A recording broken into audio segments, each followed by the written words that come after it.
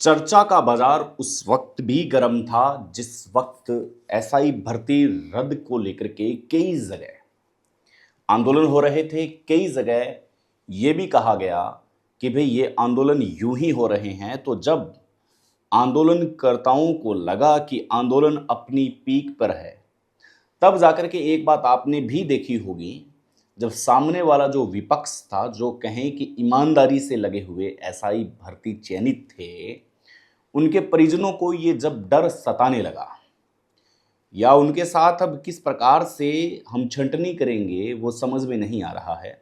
जब उन्हें इस बात का डर लगने लगा कि अब ये आंदोलन पीक पे चढ़ रहा है, हनुमान बेनीवाल के नेतृत्व में 1 लाख आदमी जब इकट्ठा हुए थे और जब इकट्ठा होने की बात हुई थी कि दिल्ली की ओर कूच करेंगे, तब डर सताने लगा था।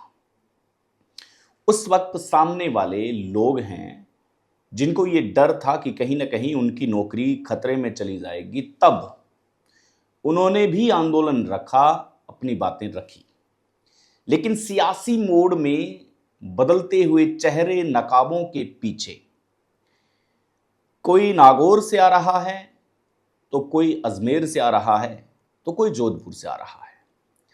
अभी हाल ही में रविंद्र सिंह भाटी से बहुत बड़े तबके के छात्रों ने मुलाकात की, उन्हें अपना दर्द बताया कि किस प्रकार से उन्होंने मेहनत की है।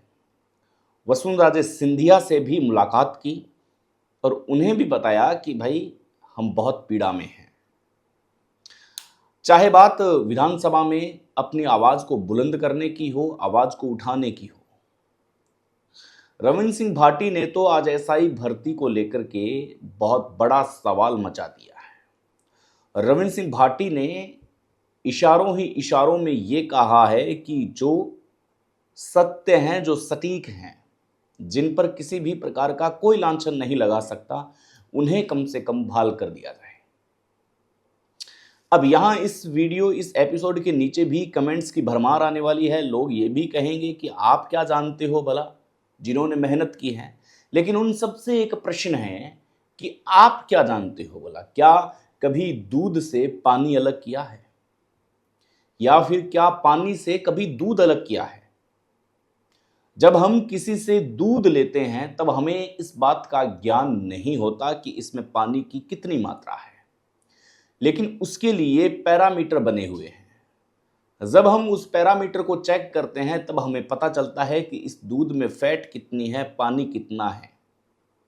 और जब पता चलता है तो फिर क्या ऐसा कोई पैरामीटर बना है या फिर ऐसा कोई यंत्र बना है जिसकी मदद से उस दूध में से पानी को अलग किया जा सके? जवाब होगा कि बिल्कुल नहीं, ऐसा पैरामीटर तो कोई आज तक बना ही नहीं है।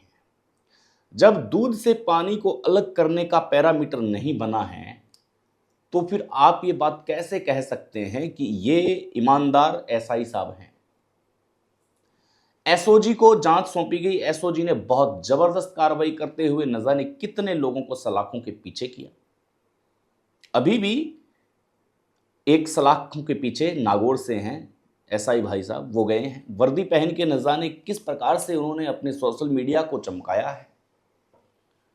जबरदस्त रील बनाई है, इंस्टा अकाउंट को हाईअप किया है, व्हाट्सएप के स्टेटस लगा करके ये रिश्तेदारों को बताने की कोशिश हुई है। तो कुछ कह रहे हैं कि भाई इस वर्दी के तान और बान पर ही उनका रिश्ता मंजूर हुआ है। ऐसे में क्या ये पता लगाया जा सकता है कि एसओजी ने जितने कदम उठाए हैं, उसके अलावा ईमानदार एसआई इतने बचे हैं? ये कैसे कहा जा सकता है? क्या किसी के आंसू ओरिजिनल है, इसका भी कोई पैरामीटर है? वसुंधरा सिंधिया ने भी लोगों से मुलाकात करते हुए हर संभव आश्वस्त किया है कि इस प्रकार से कोई भी अगर खेमा अगर बर्दाश्त किया जाएगा तो फिर हम इसको बात करेंगे, ऊपर तक बात पहुंचाएंगे कि किस प्रकार से छात्रों का मानसिक संतुलन बिगड़ रहा है। लेकिन उन परिवारों का क्या? चंद लोगों ने, क्या आपका और हमारा, हम सबका ये दायित्व नहीं बनता कि थानेदार में एसआई साहब जो हों वो एकदम निर्भीक हो, बिना लांछन वाले हों, उन पर किसी भी प्रकार की कोई टीका टिप्पणी करने से पहले जरा सोचे कि भाई ये कौन से ओहदे का कर्मचारी है। लेकिन अब वही बात हो गई, चावल में से मक्खी निकालना बेहद आसान होता है, चावल में से रेत निकालना भी बेहद आसान होता है, लेकिन दूध में से पानी निकालना बहुत मुश्किल होता है, या यूं कहे कि असंभव सा होता है। उसके लिए फिर पूरे दूध को ही रिजेक्ट किया जाना चाहिए।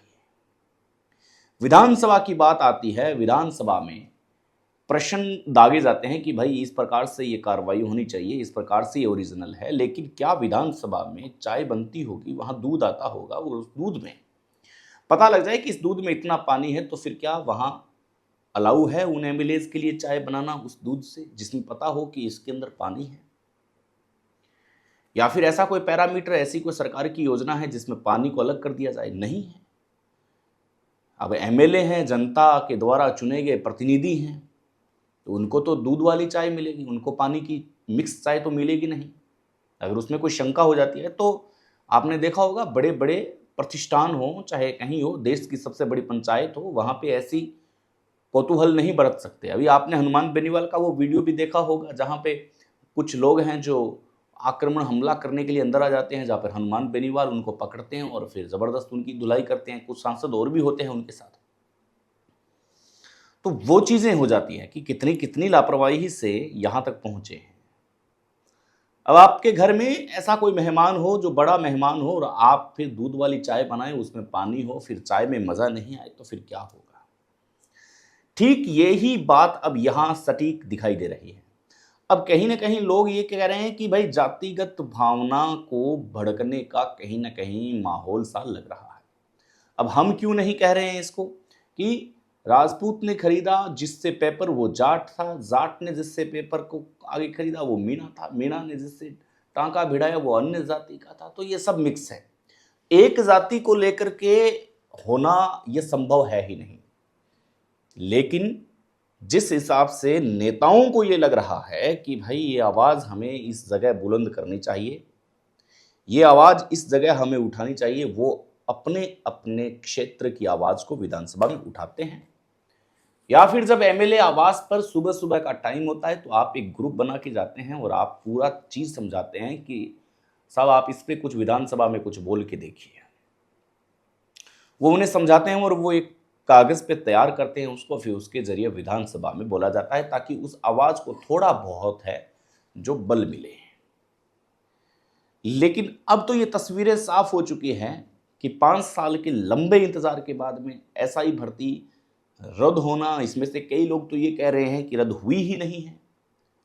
कुछ तो भाजपा के लोग भी ये कह रहे हैं कि रद्द नहीं हुई है, कुछ कांग्रेस के लोग ये कह रहे हैं कि रद्द नहीं हुई है। प्रतिष्ठित कोचिंग सेंटर के संचालकों का नाम भी सामने आ रहा है।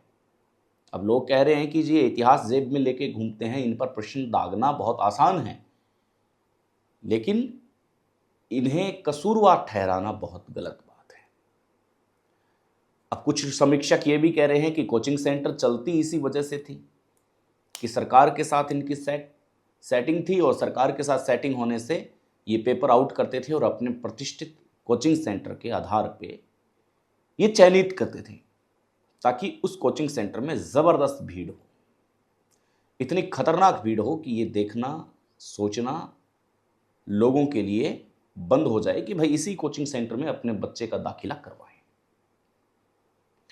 बड़े गजब की बात है, बहुत अरसे से, बहुत तरसे से ये चलता रहा है। एसआई भर्ती पर अपनी अपनी राय दी जा रही है, लेकिन अब जो सस्ता जो रास्ता है वो ये है कि आप प्रतिनिधि के पास जाएंगे, उन्हें कम से कम अपनी पीड़ा बताएंगे और वो उनको कहेंगे कि जी आप विधानसभा में बोलें या फिर आप मीडिया में बोलें, ताकि आप हाईलाइट हों और इस मामले को गंभीरता से लिया जा सके। सरकार एक बार पुनः वापिस इस पर सोचे, क्या आज की इस लोकतांत्रिक प्रणाली में ऐसा भी संभव है कि इस प्रकार की गतिविधि भी हो सकती है कि एक बार रद्द होने के बाद में भी परिस्थितियां हैं जो चेंज हो जाए, उन्हें वापस एक बार लगने का मौका मिले। सवाल तो यही है, लेकिन प्रश्न ये है कि ऐसा होना बड़ा मुश्किल है। अब सवाल और प्रश्न दोनों समकक्ष दिखाई दे रहे हैं, इनके उत्तर, इनके अर्थ हैं जो अलग अलग हैं। यही बात एसआई भर्ती की ओर हमें दिखाई दे रही है। क्या अब जिन पर प्रश्न लग गया है उन प्रश्नों के साथ इनको अब थाने में रखना जनता की सेवा के लिए क्या सही होगा? और अगर सही है तो फिर एक प्रक्रिया है, सामान्य से प्रक्रिया, दोबारा से एग्जाम फाइट करें। होशियार तो होशियार ही रहेगा, कमजोर थोड़ी ना होगा। मिलते हैं एक नई अपडेट के साथ, तब तक के लिए नमस्कार।